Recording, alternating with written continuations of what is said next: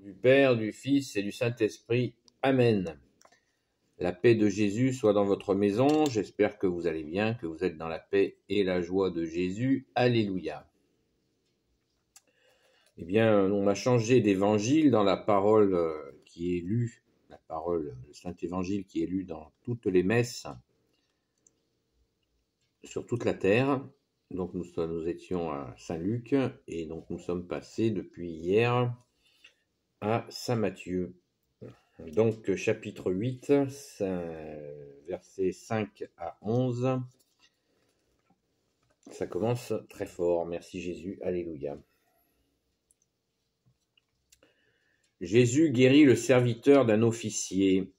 Comme Jésus partait pour Capharnaüm, un officier s'approcha et lui fit cette demande.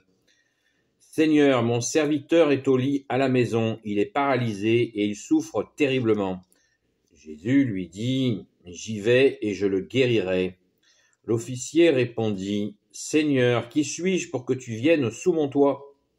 Dis un mot seulement et mon serviteur sera guéri. Moi-même j'obéis, mais j'ai aussi des soldats sous mes ordres. Quand je dis à l'un « pars », il part. Quand je dis à un autre « viens », et il vient. Et je dis à mon serviteur « fais cela », et il le fait. Jésus l'écoutait et il en était dans l'admiration. Alors il déclara à ceux qui l'accompagnaient, « En vérité, je vous le dis, je n'ai rencontré une telle foi chez personne en Israël. Je vous l'affirme. Beaucoup viendront de l'Orient et de l'Occident et seront au festin avec Abraham, Isaac et Jacob dans le royaume des cieux. Et par contre, ceux pour qui était le royaume seront jetés dehors dans les ténèbres, là où il y aura pleurs et grincements de dents. » Merci Jésus pour ta parole. Alléluia. Donc chapitre 8, versets 5 à 12. Merci Jésus. Alors, cette parabole, il me semble en avoir déjà parlé, mais c'est toujours important d'en parler et reparler. C'est ça le miracle de l'Évangile en 4 formes. Saint Matthieu, Saint Marc, Saint Luc, Saint Jean. C'est que nous avons tout le temps, nous rebondissons avec toi Jésus, notre seul enseignant. Alléluia.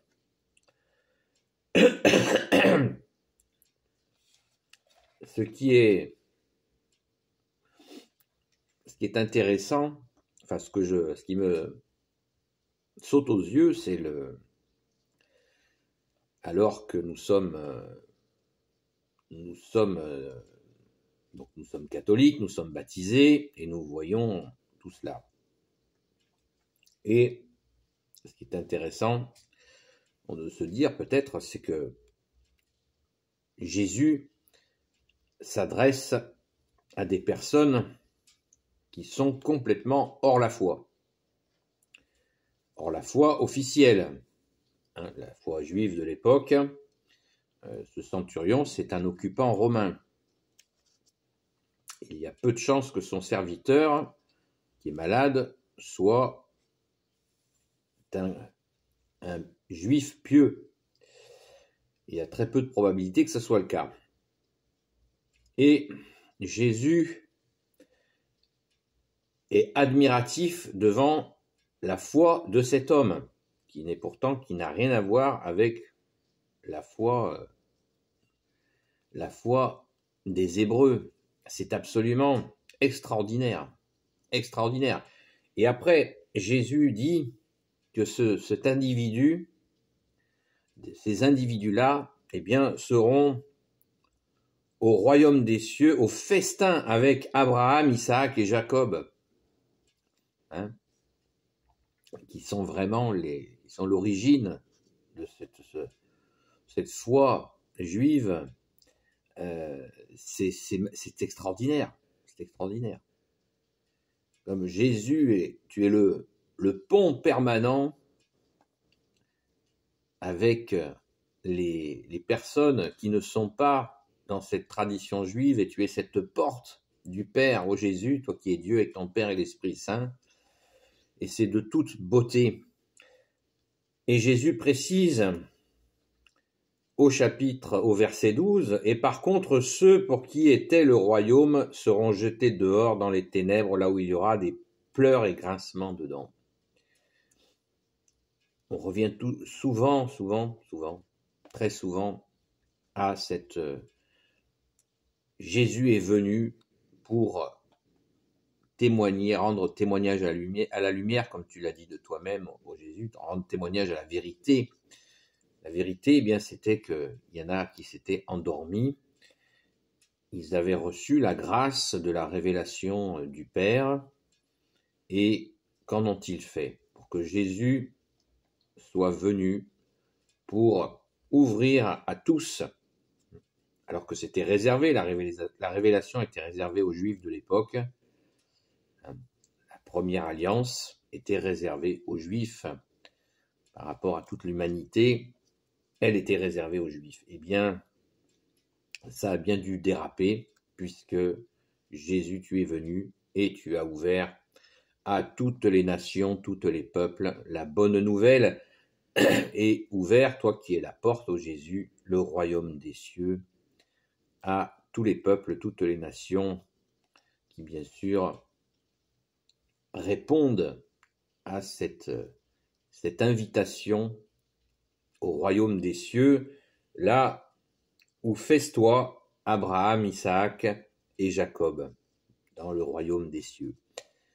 C'est absolument magnifique de penser d'imaginer cet officier, ce militaire en plus occupant, qui fait un acte de foi absolument unique pour que Jésus le souligne, que tu le soulignes, Jésus, c'est absolument prodigieux, et ça doit bien sûr, à mon humble avis, nous donner un message d'humilité vis-à-vis de nos frères et sœurs en humanité qui ne sont pas, soit qu'ils ont été baptisés, ils s'en souviennent plus, ils se sont éloignés de la foi, et qui ne sont pas, comme on dit, comme je refuse ce terme, ils ne sont pas pratiquants.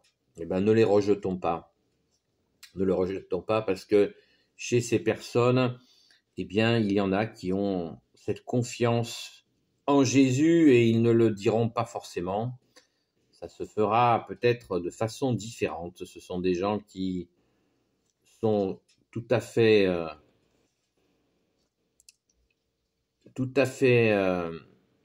à Jésus à leur façon.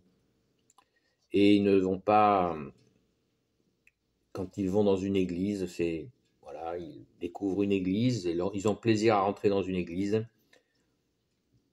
Ils n'iront pas spontanément à la messe, mais il y a cette confiance.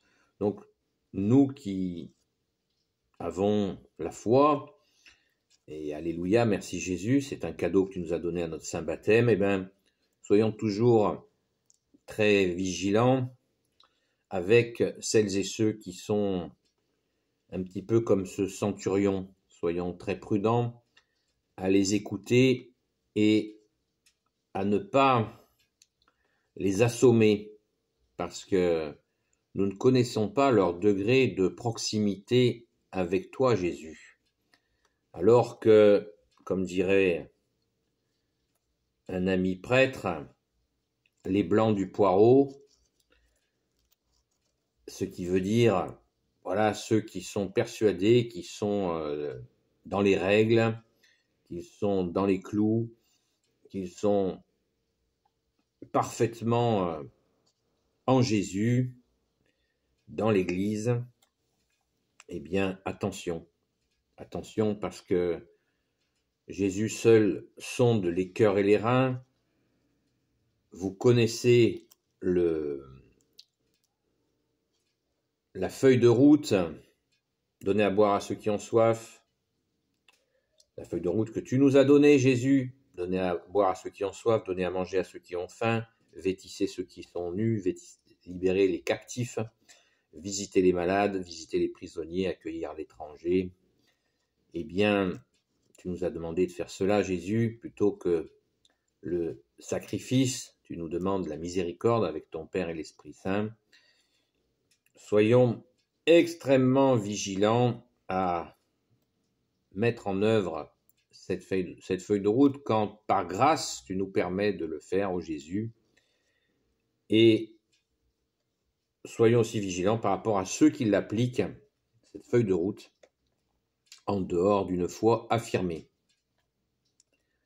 Car certains d'entre eux sont vraisemblablement destinés, ils sont déjà fixés par toi Jésus et invités et participants au festin avec Abraham, Isaac et Jacob au royaume des cieux. Voilà. Donc, faisons attention, soyons vigilants avec ces personnes qui sont dans cette humilité de mise en pratique. C'est là une façon pour eux d'être en contact avec Jésus par les œuvres et d'être connus de toi, Jésus. Amen. Merci Jésus. Alléluia. De nous garder tout petits devant ta face. Alléluia. Béni soit le Père, le Fils et le Saint-Esprit. Amen. Ô Jésus, toi qui peux tout et qui portes tout, toi le Sauveur, toi l'Emmanuel, je te confie toutes celles et ceux qui regarderont cette vidéo, ainsi que leurs proches selon ta sainte volonté. Sainte Marie, Reine des cieux, toi l'Immaculée Conception, toi qui écrases le serpent, toi qui as la lune sous tes pas. Saint Joseph, toi le juste et le saint, toi le sage, toi la terreur des démons, toi le saint gardien de la Sainte Église catholique et apostolique. Sainte Marie-Madeleine, notre chère sainte patronne. Et vous tous les saints et saintes, amis de Jésus, Saint Michel Archange qui est comme Dieu, Saint Gabriel Archange, Saint Raphaël Archange et tes anges guérisseurs. Et vous tous les anges qui servez Jésus, je vous confie toutes celles et ceux qui regarderont cette vidéo ainsi que leurs proches selon ta sainte volonté, ô Jésus. Donc, vous voyez, quand on parle des pratiquants, moi je transforme un peu cette expression en disant qu'il y a les pratiquants de la feuille de route et qui sont bien connus de toi, Jésus. Amen. Merci Jésus pour tes merveilles. La paix de Jésus soit dans votre maison et je vous dis à très vite.